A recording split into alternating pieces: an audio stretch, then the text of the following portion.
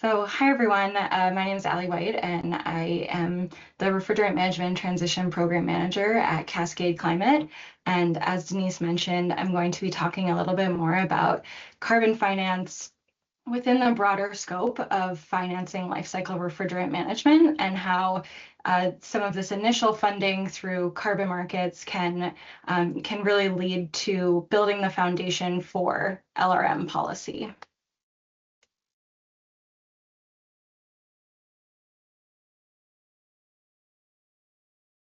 As I mentioned, I'm with Cascade Climate. We are a small philanthropically backed nonprofit organization, and we work to accelerate progress in high potential climate solutions that are in need of additional support, either by tapping into additional financing or conducting additional scientific research to prove environmental benefits.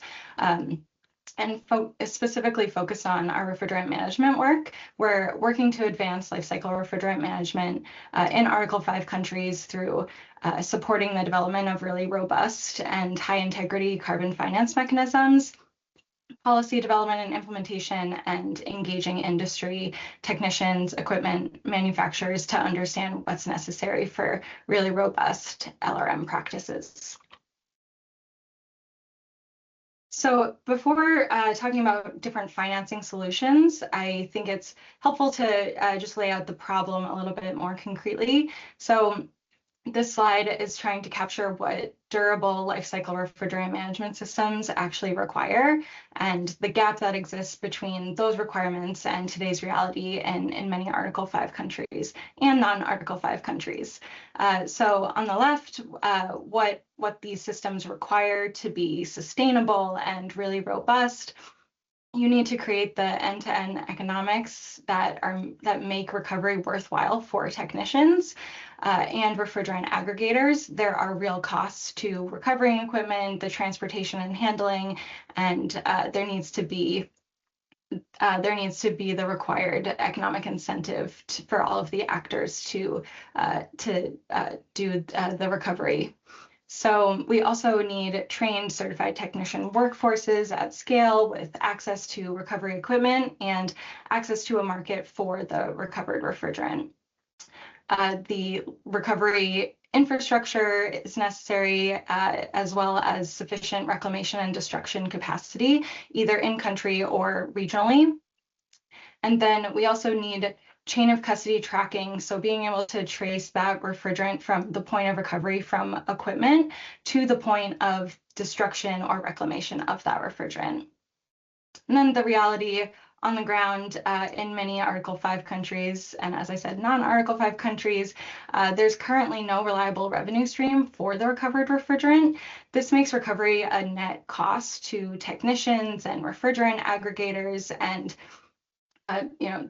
these folks are very busy. They have a lot of equipment to attend to, and if there is not an economic value in recovering the equipment, then that recovery is not going to happen.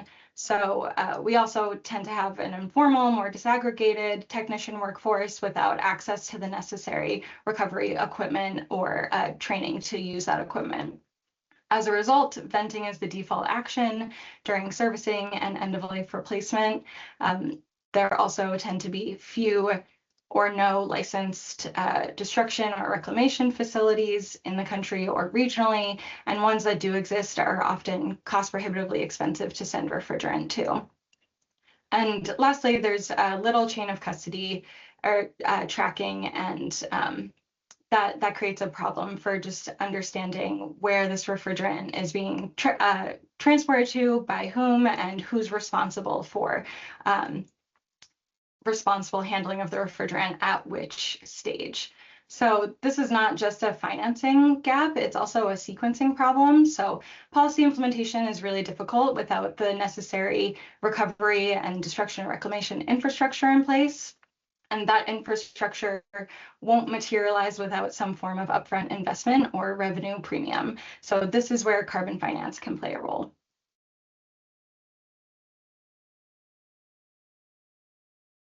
So this is the first half of an overview of the different LRM financing mechanisms. I'll just note that this is not an exhaustive list by any means. They're just a sample of what's available, and going to be walking through some of the logic of each mechanism and where they can make the most sense to be implemented. So voluntary carbon markets, or VCM, that's the fastest mechanism to mobilize financing. Typically, corporate buyers, particularly technology companies such as Google, will pay a premium for these refrigerant reclamation or destruction credits. And that premium that they're willing to pay can make the unit economics of a pilot project work. The key constraints here are typically price uncertainty over time as corporate buyer priorities might shift, and the relatively small volumes that these early projects can generate. So we tend to see this voluntary carbon market mechanism as best suited to de-risking the very first projects in a jurisdiction, not anchoring any sort of national LRM system long-term. Also within the carbon markets realm, we have Article 6 within the Paris Agreement, specifically Article 6.2, the bilateral agreements.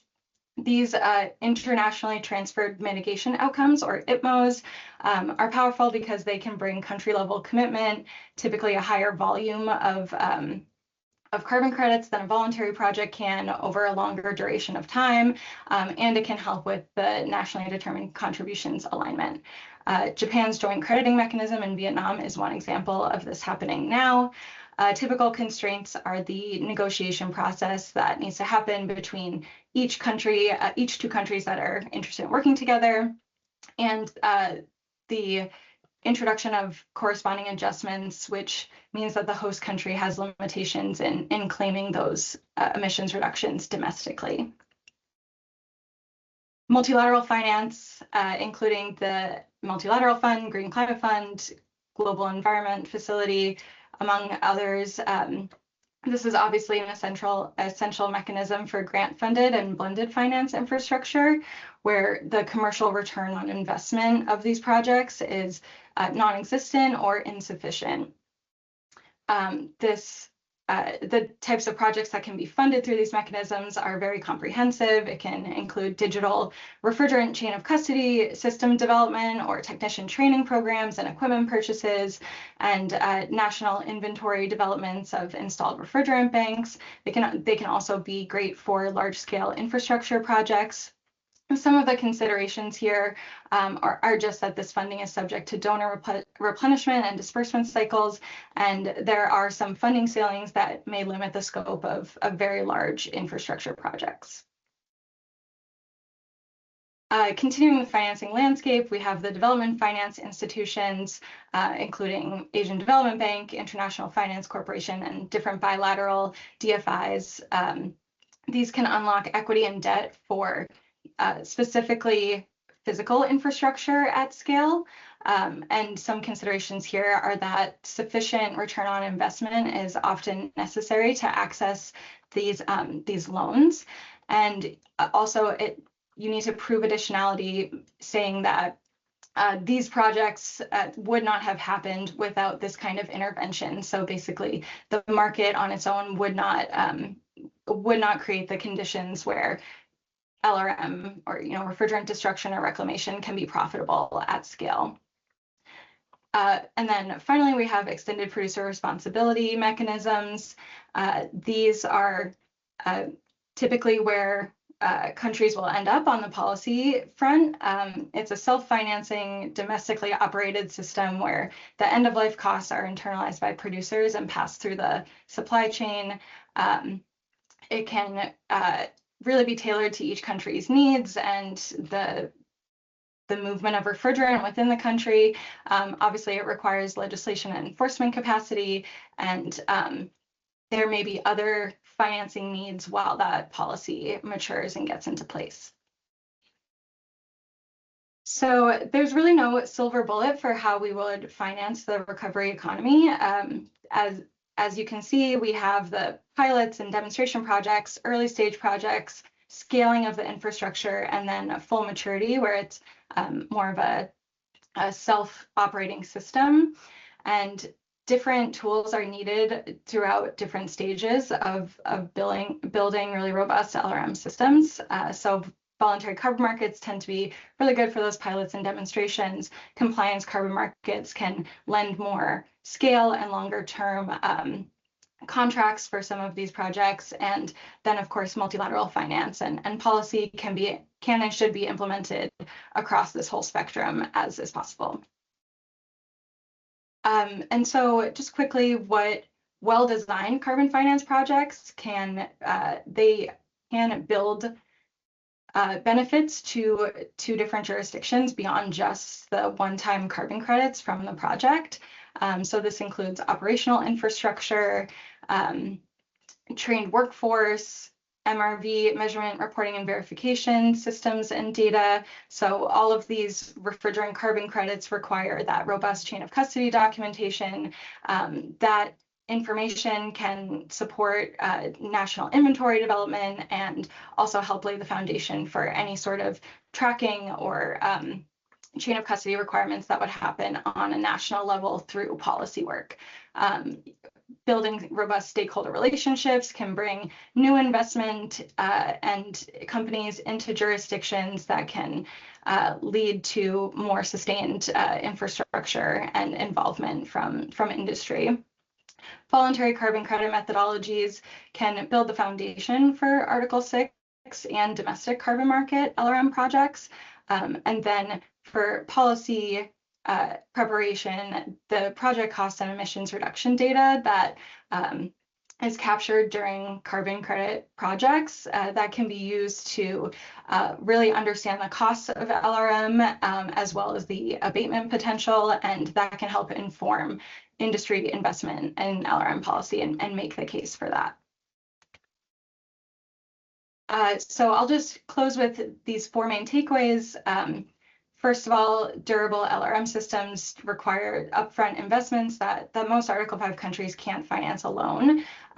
These systems, the infrastructure, the capacity needs to be built before policy mandates can be fully implemented. And as I said before, this is a sequencing problem, not just a true funding problem. Second, voluntary and compliance carbon finance can provide lasting benefits beyond that one-time carbon credit revenue, especially if they are designed in a way to do so. And it is possible for projects, particularly voluntary carbon market projects, to generate credits and little else. So making sure we design those projects to serve, to provide as much of a public good as possible is really important. Third, carbon markets are one tool. They are not the only tool, and they are not a substitute for multilateral finance, DFI investment, or domestic policy for LRM. And they're most powerful when they're sequenced alongside those mechanisms.